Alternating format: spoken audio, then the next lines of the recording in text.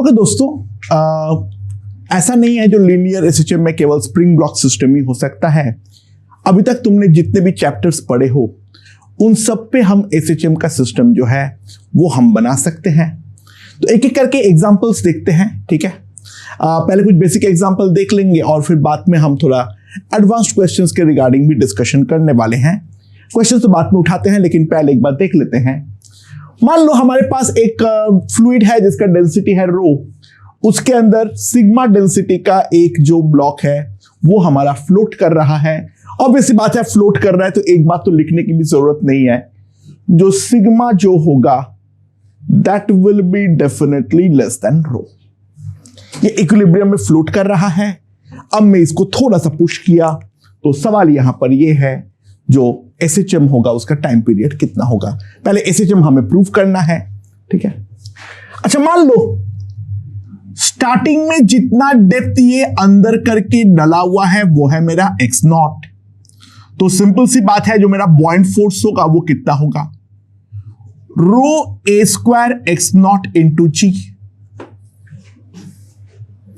और वो हमारा mg को बैलेंस करना चाहिए तो सिग्मा ए क्यूब इंटू जी। तो ऑब्वियस सी बात है, जो मेरे पास एक्स नॉट आ जाएगा that x naught will come out to be equals to sigma by rho into a. ये मेरे पास एक्स नॉट का वैल्यू आ जाएगा। इतना पार्ट डुबा के वो अंदर बैठा हुआ है, ठीक है। Now further pressed inside, it is further pressed inside by amount x, ठीक है। अमाउंट x से मैंने इसको और अंदर डाल दिया। तो इसको अगर मैं अमाउंट x से अंदर डालूंगा तो नया जो मेरा बॉइंट फोर्स हो जाएगा that will be equals to rho a square x naught plus x into g। But mg तो अभी के अभी उतना ही रहेगा, तो बॉइंट फोर्स बढ़ेगा, mg उतने के उतने ही है, तो नेट फोर्स हमारे पास अपवर्ड आएगा। तो मैंने डाउनवर्ड प्रेस किया, नेट फोर्स अपवर्ड आया, फोर्स तो हमारा रेस्टोरिंग ही है, तो जो नेट रेस्टोरिंग फोर्स होगा F net that will be equals to the new buoyant force minus mg and sigma a cube g, इसको मैं ये लिख सकता हूं, तो that will be equals to rho a square into gx। and ध्यान देना, that can be written as mass into acceleration into acceleration. A नहीं लिख रहा हूं जो कि कंफ्यूज हो जाओगे। तो ऑब्वियस सी बात है, मेरे पास एक्सीलरेशन आ जाएगा rho by sigma a g into x. By definition this is my omega square, तो मेरे पास ओमेगा आ जाएगा under root rho g by sigma a, तो टाइम पीरियड टी आ जाएगा 2 pi rho sigma a by rho g. That will be equals to the time period of the motion, ठीक है। सिंपल कॉन्सेप्ट है, समझ में आ गया होगा। ओके दोस्तों, तो ये मेरे पास एक यूट्यूब है। यूट्यूब के अंदर जो लिक्विड भरा हुआ है उसका डेंसिटी है रो। इनिशियली यहां पर जो लेंथ हमारा सबमर्ज्ड है that will be equals to L nought. एक तरफ के लिम्ब को हम लोगों ने थोड़ा सा डिस्प्लेस किया हूं, तो सवाल यहां पर ये है जो हमारा टाइम पीरियड है वो हमारा कितना होगा। अच्छा, यूट्यूब में ये थोड़ा सा कर्व्ड पाथ है, वो कर्व्ड पाथ को हम लोग हमेशा नेग्लेक्ट करते हैं, तो यूट्यूब वाले प्रॉब्लम पे इस बात पे ध्यान रखना। अच्छा, तो total mass of fluid, total mass of fluid जो आएगा वो कितना आ जाएगा। क्रॉस सेक्शन एरिया को ए मान लेता हूं, तो वॉल्यूम जो है वो है मेरा 2L0A into the density that will be equals to rho.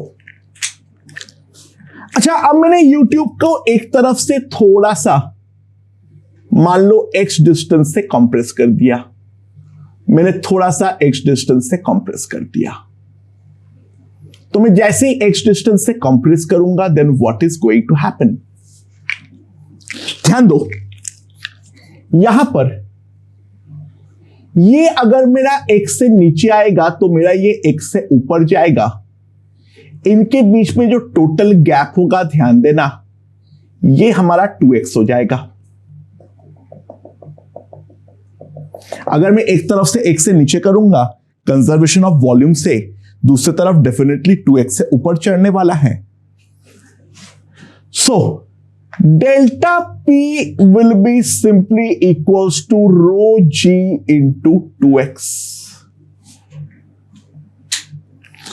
तो ये वाला सिस्टम के ऊपर जो नेट रेस्टोरिंग फोर्स लगेगा, क्योंकि ये ऊपर गया है तो ये इस सिस्टम को इस तरीके से कंप्रेस करना चाह रहा है और वापस चाह रहा है लिक्विड हमारा ऊपर उठ जाए। तो जो हमारा एफ नेट होगा that will B delta P into कितना आ जाएगा मेरे पास, क्रॉस सेक्शनल एरिया A, तो 2 रो GA इंटू x। और यही तो रिस्पॉन्सिबल है पूरे सिस्टम का एक्सीलरेशन के लिए। अच्छा, एक्सीलरेशन का डायरेक्शन हर पॉइंट का अलग हो सकता है, लेकिन मैग्नीट्यूड तो हर जगह पर सेम ही होगा। तो हम ऑब्वियस सी बात है लिख सकते हैं 2 rho GA into x 2L0A into rho gone, A gone, 2 gone. तो मेरे पास सॉरी इंटू एक्सीलरेशन लिखना भूल गया। तो एक्सीलरेशन जो आएगा that will B G into L0 by x। Force restoring है, एक्सीलरेशन प्रोपोर्शनल टू x आया है, तो ऑब्वियस सी बात है ये वाला क्वांटिटी जो होगा that will be proportional to omega square। तो ओमेगा जो आएगा that will be under root G by L0। तो टाइम पीरियड जो होगा 2 pi under root L0 by G। सिंपली हमारे पास ये आने वाला है। ठीक है, ओके दोस्तों, तो यहां पे क्या है, मेरे पास दो हाई वेलोसिटी में, एंगुलर वेलोसिटी में स्पिन करता हुआ रोलर है। ठीक है, एंड उसके ऊपर एक प्लैंक है, उस प्लैंक को मैं सिमेट्रिकली प्लेस कर रखा हूं। इनिशियली सिस्टम जो है वो मेरा इक्विलिब्रियम में है। रोलर और प्लैंक के बीच में हमारा फ्रिक्शन है। फ्रिक्शन का जो कोएफिशिएंट ऑफ फ्रिक्शन है दैट इज म्यू। ठीक है, system initially obviously by symmetry rest पर है, क्योंकि यहां पर अगर हम ध्यान दें तो ये वाला रोलर इस तरीके से मूव कर रहा है, तो रोलर का ये वाला पॉइंट टुवर्ड्स राइट जो है वो मेरा जाना चाह रहा है। तो रोलर के ऊपर लेफ्ट की तरफ फ्रिक्शन जो है वो हमारा प्लैंक लगाएगा। ठीक है, प्लैंक के ऊपर, रोलर के ऊपर प्लैंक जो है वो टुवर्ड्स लेफ्ट फ्रिक्शन लगाएगा, और यहां पर जो हमारा यहां पे नॉर्मल फोर्स अगर n है तो यहां पर हमारा फोर्स लग रहा है μn। सिमिलरली यहां पर अगर मेरा नॉर्मल रिएक्शन n है तो यहां पर लगेगा μn। ऑब्वियसली बात है सिमेट्री है तो दोनों n का वैल्यू हमारा इक्वल होगा। n का वैल्यू देखने के लिए सिंपली यहां पर ये mg है, तो मैं वर्टिकल इक्विलिब्रियम देखते हुए लिख सकता हूं। अच्छा, अब मैंने जैसे ही डिस्टर्ब करूंगा तो मैं प्लैंक का डिस्टर्ब्ड पोजीशन ड्रॉ कर रहा हूं। तो यहां पर एक कांटेक्ट पॉइंट है और यहां पर एक कांटेक्ट पॉइंट है। तो मिड पॉइंट, ये मेरा पहले का मिड पॉइंट था, तो अब मिड पॉइंट मान लो यहां पर आ गया है। मैं प्लैंक को अगर x से डिस्टर्ब करूंगा तो ये वाला पॉइंट जो है, जो मिड पॉइंट है यानी सेंटर ऑफ मास है, वो भी तो मेरा x से टुवर्ड्स राइट शिफ्ट हो जाएगा। एंड अब मेरे पास यहां पे सिमेट्री नहीं है, तो मैं ऑब्वियसली इस पॉइंट पे नॉर्मल n1 बोल सकता हूं और यहां पर नॉर्मल n2 बोल सकता हूं। फ्रिक्शनल फोर्स एक यहां पर लग रहा है और एक जो है वो यहां पर लग रहा है, राइट। अच्छा, एक बात ध्यान देना, n1 प्लस n2 जो होगा वो हमारा डेफिनेटली mg के इक्वल होने वाला है। n1 प्लस n2 जो होगा वो डेफिनेटली हमारा mg के इक्वल होने वाला है, क्योंकि वर्टिकल इक्विलिब्रियम तो अभी भी मेंटेन होगा।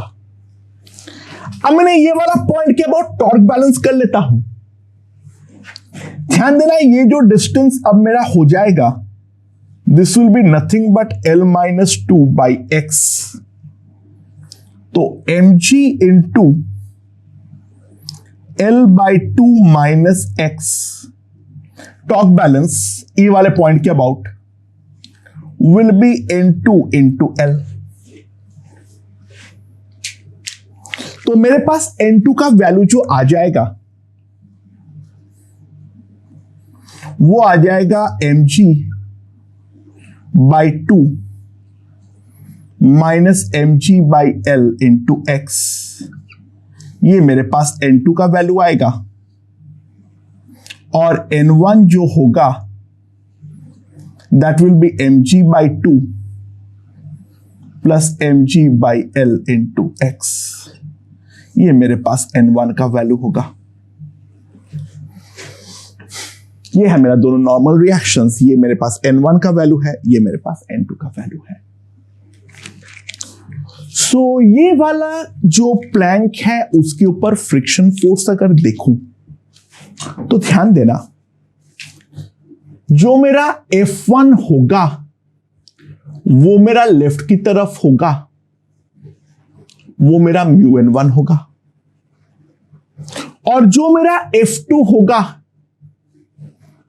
वो मेरा राइट की तरफ होगा और वो मेरा μN2 होगा।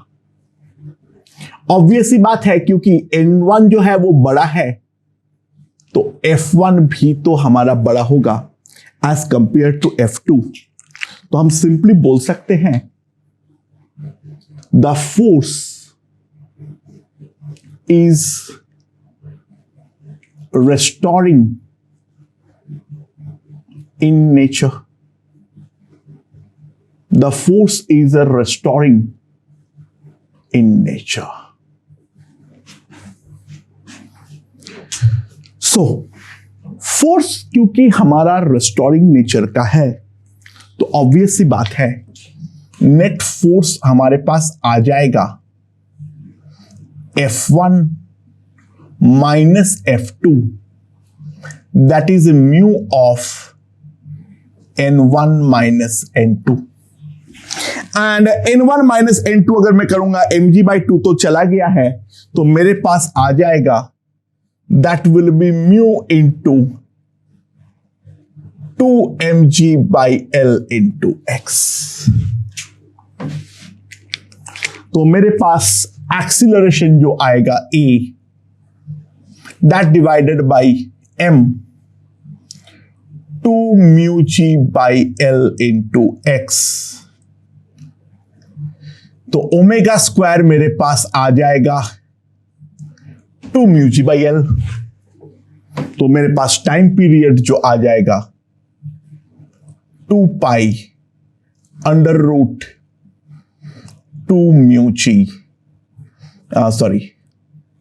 L by 2 mu g। ये मेरे पास टाइम पीरियड आ जाएगा। तो फ्रिक्शन चैप्टर से भी हम लोगों ने एक क्वेश्चन उठा लिए हैं। चलो एक बार सेंटर ऑफ मास से देखते हैं। थोड़ा सा स्प्रिंग ब्लॉक पे वापस आ रहा हूं, लेकिन ठीक है, ये थोड़ा अलग चीज है, ध्यान दो। यहां पर मान लो एक स्मूथ सरफेस पे एक स्प्रिंग के सहारे 2 ब्लॉक रखा हुआ है एक स्मूथ हॉराइजेंटल सरफेस पे, ठीक है। स्प्रिंग कांस्टेंट है K, यहां पर है M1, यहां पर है M2, ठीक है। Initially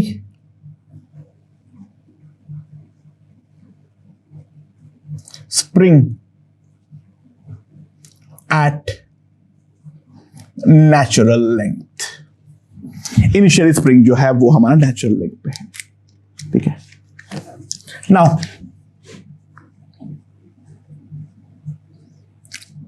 spring is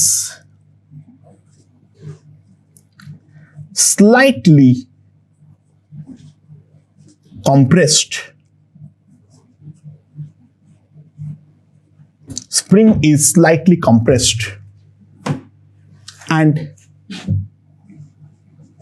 released. थोड़ा सा मैंने कंप्रेस किया और फिर रिलीज कर दिया.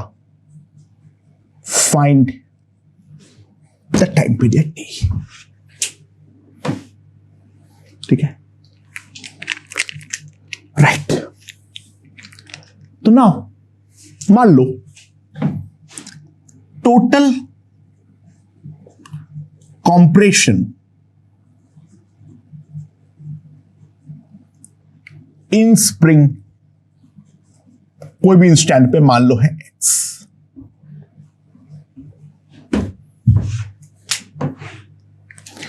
ध्यान देना हमारा सेंटर ऑफ मास जो है वो हमारा हिल नहीं सकता है, कोई एक्सटर्नल तो कुछ नहीं है, बस मैंने कंप्रेस करके छोड़ दिया। तो ध्यान देना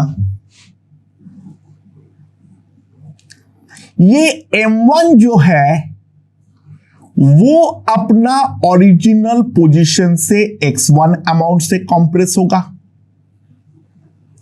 और यहां पर जो मेरा M2 है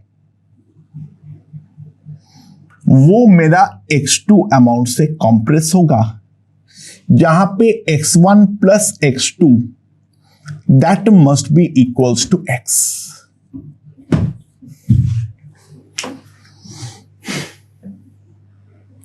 अच्छा, अगर m1 का तुम m1 से एनालाइज कर रहे हो तो m1 का एक्सीलरेशन हमें x1 के प्रोपोर्शनल प्रूफ करना है, और अगर तुम m2 को एनालाइज कर रहे हो तो m2 का एक्सीलरेशन x2 का प्रोपोर्शनल प्रूफ करना है, क्योंकि मीन पोजीशन से जो हमारा डिस्प्लेसमेंट्स है they are x1 and x2 for m1 and m2 respectively. x हमारा total compression in the spring है, वो हमारा कोई मीन पोजीशन से डिस्प्लेसमेंट है ही नहीं, ठीक है। अच्छा, एक चीज हम लिख सकते हैं, जो centre of mass to remain stationary, center of mass to remain stationary,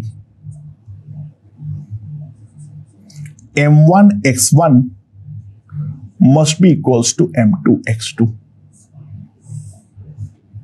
क्योंकि वही तो हमारा डेल्टा XCM देता है, m1 x1 minus m2 x2 by m1 plus m2, वही तो हमारा डेल्टा XCM देगा, और वो हमारा 0 होना चाहिए, राइट। सो डिसाइड कर लो किसके रेस्पेक्ट में एनालाइज करना चाहते हो, m1 या m2। मान लो मैंने रेस्पेक्ट में m1 के एनालाइज करना चाहता हूं तो मुझे x2 को एलिमिनेट करना पड़ेगा, तो हम लिखेंगे x1 plus m1 x1 by m2 that is x, तो x1 हो जाएगा m2x by m1 plus m2।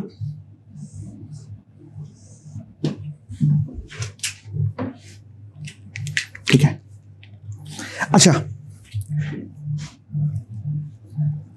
Spring force on m1 that will be simply equals to kx।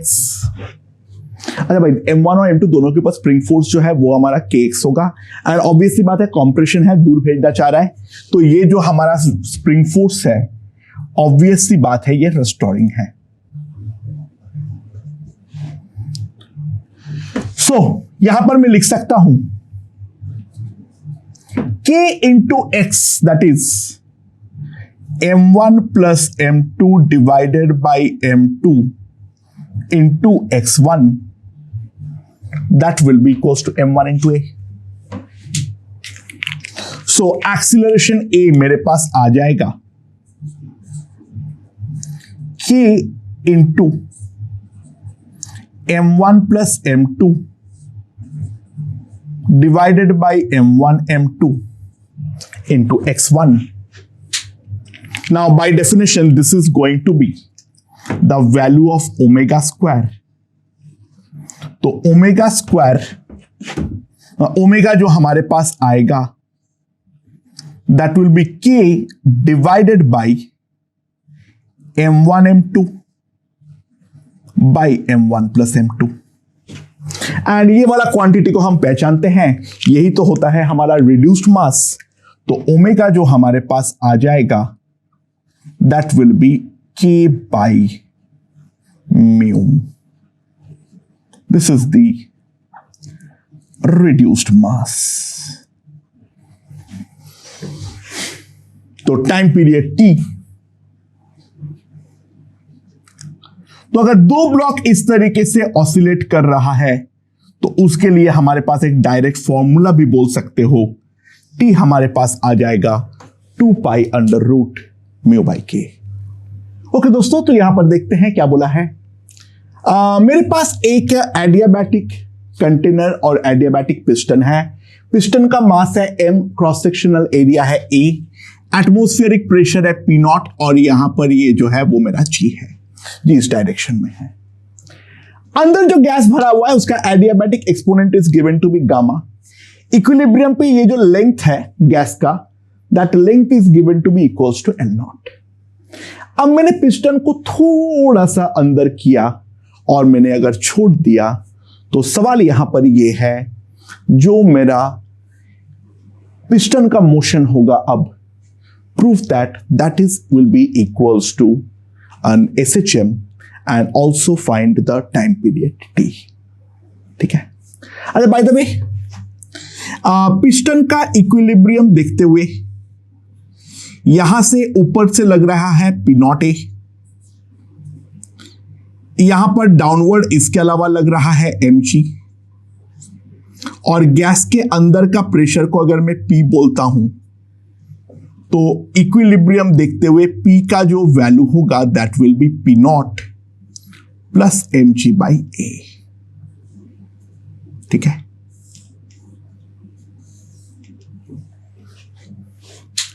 अच्छा, जब मैंने इसको x से थोड़ा सा नीचे करूंगा तो मेरा जो डेल्टा V होगा, ध्यान देना, that will be minus x into a, जहां पर जो टोटल वॉल्यूम है that will be L nought A. Why minus, क्योंकि वॉल्यूम में डेफिनेटली कम कर रहा हूं, मैं मानता हूं जो अंदर हुआ है. ठीक है. अच्छा, as x is small, the process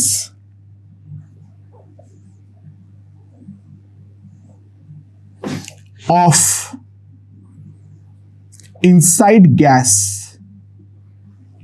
can be considered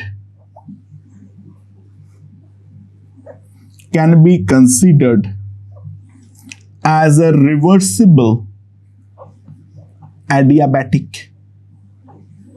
अंदर का प्रोसेस को मैं सिंपली रिवर्सिबल एडियाबैटिक जो है वो तो डेफिनेटली कंसीडर कर सकता हूं. ठीक है. तो ये वाला प्रोसेस मेरा अगर रिवर्सिबल एडियाबैटिक है तो ऑब्वियस सी बात है PV raise to the power gamma equals to constant. तो ln P plus gamma ln V that will be equals to ln C. Now if I differentiate, मेरे पास आ जाएगा dP by P plus gamma dV by V, that will be equals to 0. Now very small change है तो मैं लिख सकता हूं delta P by P will be equals to minus gamma delta v by v. And minus तो यहां पर आ गया है, तो this will simply come out to be minus gamma minus X A by L not A. So delta P जो हमारे पास आ जाएगा that will be gamma P, that is P not plus M G by A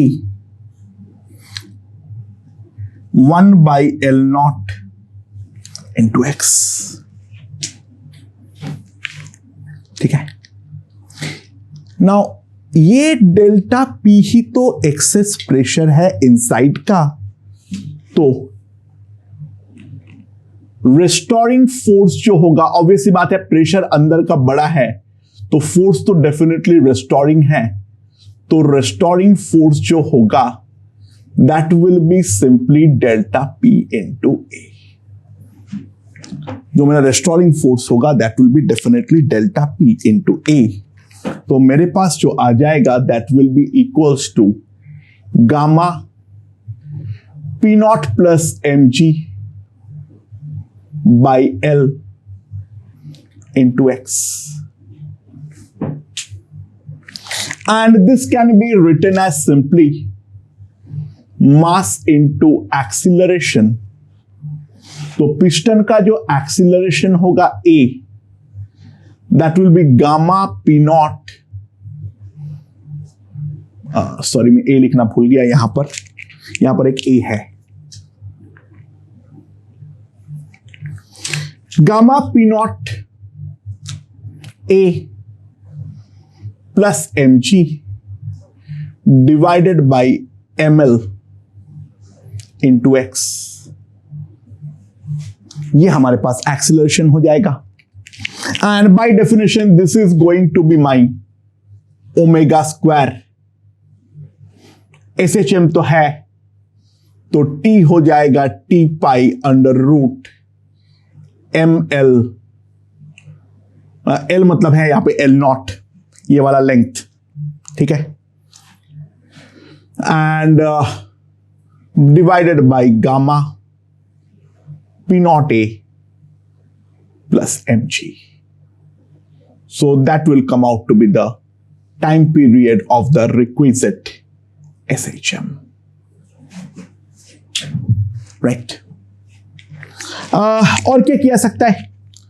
चलो gravitation लेते हैं. क्या है यहां पर?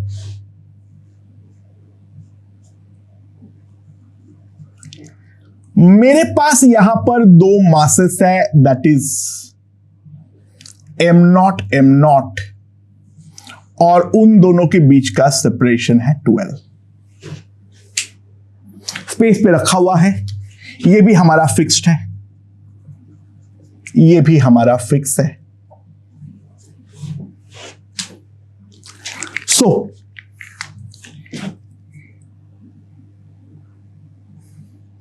यहां पर ए का मास रखा हुआ है m, दोनों से डिस्टेंस l पर.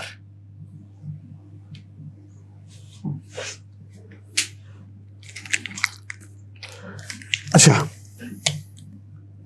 ये वाला डायरेक्शन को y बोल दो और ये वाला डायरेक्शन को x बोल दो. ठीक है. ठीक है.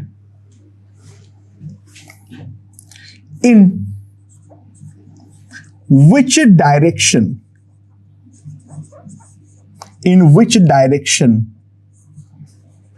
this equilibrium is stable. किस तरफ स्टेबल है और किस तरफ अनस्टेबल है? तो find proof that for small displacement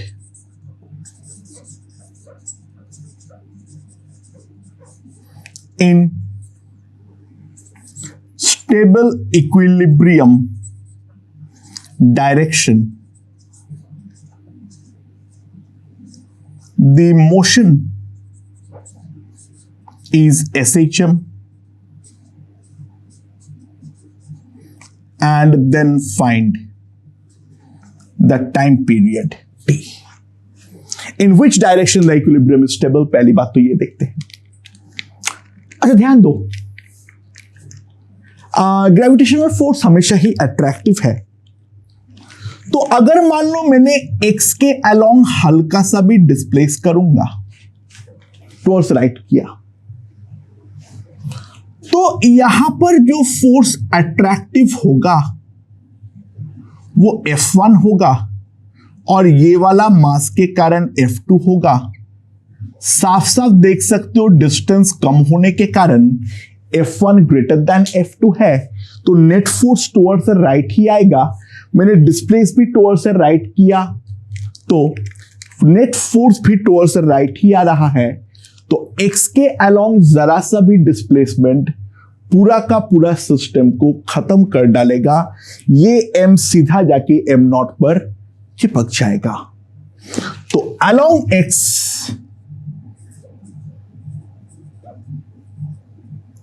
equilibrium is unstable. हाँ, y के अलोंग अगर हम देखें तो मैंने मान लो ऊपर की तरफ ले गया तो दोनों फोर्स ऐसे लगेगा, तो नेट फोर्स इस तरफ आएगा. Along y F net is a restoring, hence stable equilibrium. तो अनस्टेबल इक्विलिब्रियम वाले केस पे तो सवाल ही नहीं पैदा होता है जो हमारा SHM हो भी सके. हाँ, इस डायरेक्शन में SHM जो है वो हमारा हो सकता है. तो मान लो मैंने यहां पर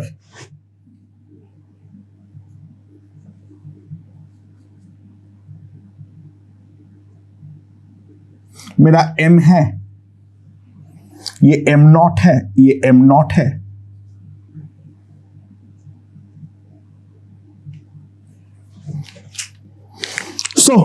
यहां पर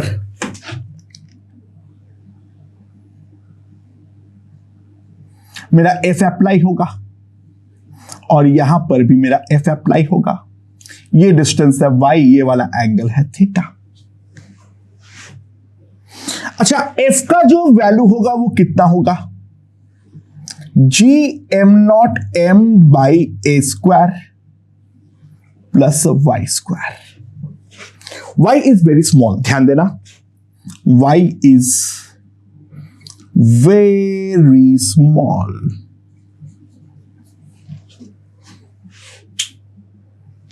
सो जो हमारा नेट रिस्टोरिंग फोर्स आएगा that will be equals to 2f into cos theta.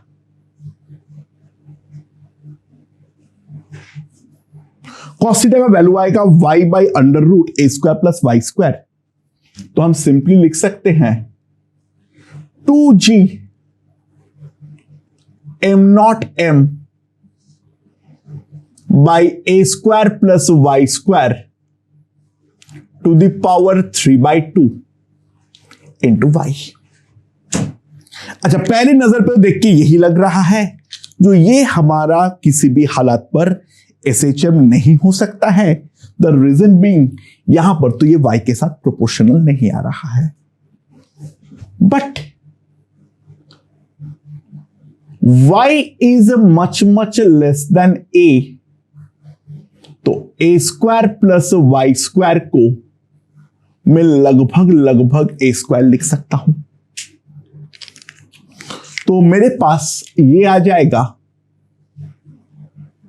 F will be equals to F net 2g m0 m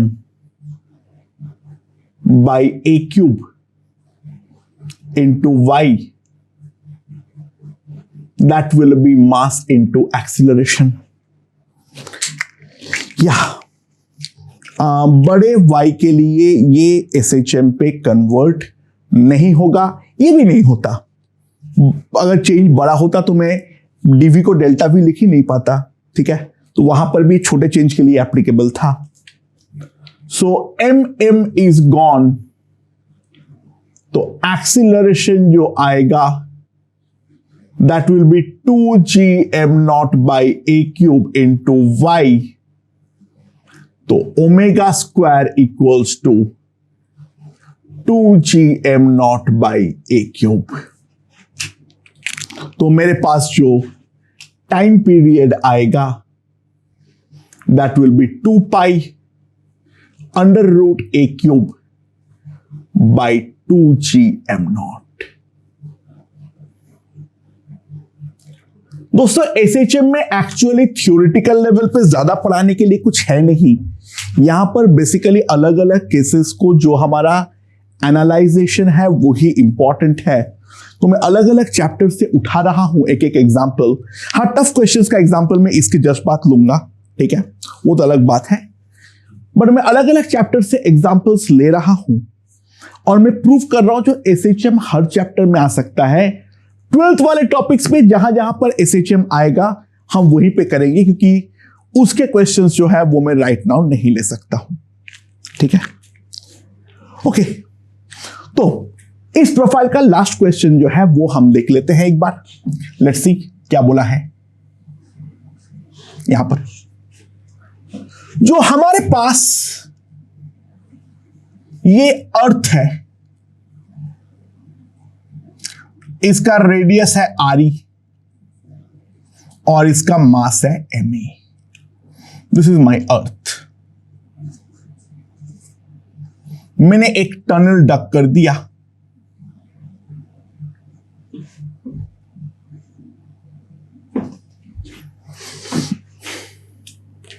ठीक है। तो this is a tunnel, very thin tunnel. अच्छा, बहुत थिन टनल क्यों बोल रहा है? जो इस टनल के कारण मास के डिस्ट्रीब्यूशन में जो चेंज है उसको नेग्लेक्ट कर दो, और जो हमारा ग्रेविटेशनल फील्ड है उस पर भी कोई डिफरेंस जो है वो नहीं आया है। ये टनल जो है वो यहां से b दूरी पर है, दिस डिस्टेंस इज b, ठीक है। तो सवाल ये है, जो मैंने इस वाले एंड से मैंने एक बॉल को डाला, तो बॉल किस टाइम पे यहां पर आ जाएगा? ये अगर t इक्वल्स टू 0 है तो ये t कितना होने वाला है? अच्छा भाई साहब, एक चीज ध्यान देना, ये जो है this is going to be my the equilibrium position, क्योंकि फील्ड जो होगा वो फील्ड तो हमारा इस डायरेक्शन में होने वाला है। अच्छा, जो मेरा ग्रेविटेशनल फील्ड होता है वो होगा GME by RE cube into y centre से डिस्टेंस है। y जो है वो मेरा सेंटर से डिस्टेंस है। ये वाला फॉर्मूला अंदर के लिए तो हमने पढ़े हैं फील्ड का।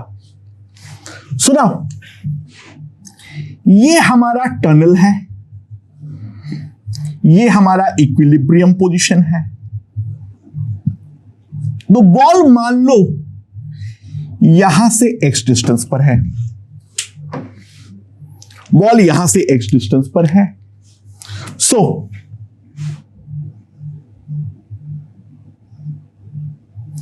यहां पर अगर हम ध्यान दें तो इसके ऊपर जो ऐसे फोर्स लग रहा है वो फोर्स कितना हो जाएगा? This is my b, this is my x, तो ये डिस्टेंस जो हो जाएगा वो हो जाएगा under root b square plus X square.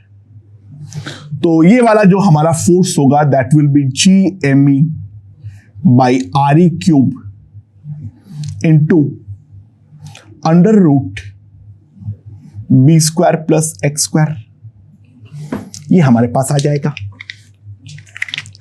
Now ध्यान देना, ये वाला फोर्स का ये वाला कंपोनेंट तो काम का नहीं है, वो तो नॉर्मल से बैलेंस होगा। इसको जो आगे की तरफ ले जाएगा वो तो यही वाला है, यही तो हमारा रेस्टोरिंग फोर्स है। मीन पोजीशन से मैंने x से डिस्प्लेस किया तो यही तो हमारा रेस्टोरिंग फोर्स है। तो रेस्टोरिंग फोर्स, ये एंगल को अगर मैं थीटा बोलता हूं, that will be equals to F into cos theta G ME by RE cube under root B square plus X square, और कॉस थीटा का वैल्यू है x by under root B square plus X square.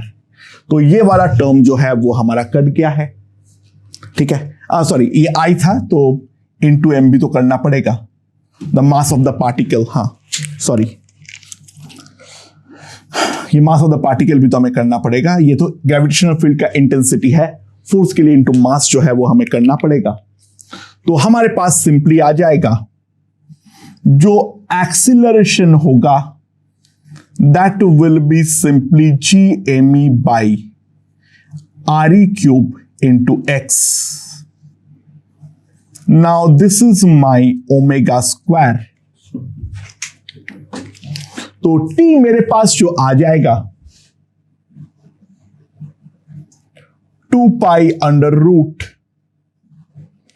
RE cube by GME, ये हमारे पास आ जाएगा RE cube divided by GME। And ध्यान देना, ये वाला क्वांटिटी जो है that is nothing but RE by G, ये चीज जो है nothing but RE by G। सो जो हमारा टोटल टाइम T लगेगा, ध्यान देना वो T बाई 2 है, क्योंकि वो तो हमारा एक्सट्रीमिटी टू एक्सट्रीमिटी का सफर है, तो ऑब्वियसली बात है वो आधा ही टाइम पीरियड होगा। यहां से यहां जाके वापस आने में T लगेगा, तो ये तो हमारा एग्जैक्टली आधा ही टाइम लगेगा। So this is going to be T by 2।